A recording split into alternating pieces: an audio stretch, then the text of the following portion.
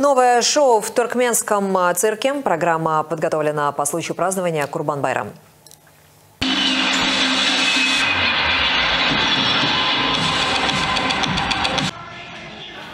На манеже клоуны, искусные жонглеры, гимнасты радовали зрителей дрессированные верблюды. Мартышки исполнили акробатические трюки и прокатились верхом на осле. Гвоздем программы стало выступление группы национальных конных игр «Галканеш». Наездники демонстрировали опасные трюки на высокой скорости верхом на лошадях. Ахалтыкинцы пробегают арену за 11 шагов. Другим скакунам же для этого нужно 14-15 шагов.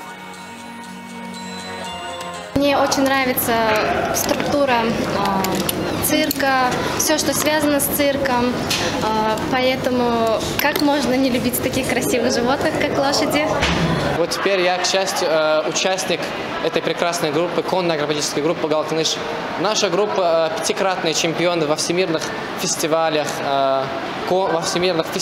конкурсах. Цирковая программа будет радовать зрителей каждые выходные до 30 июня. Кроме того, с новым шоу артисты проедут по детским лагерям Туркменистана.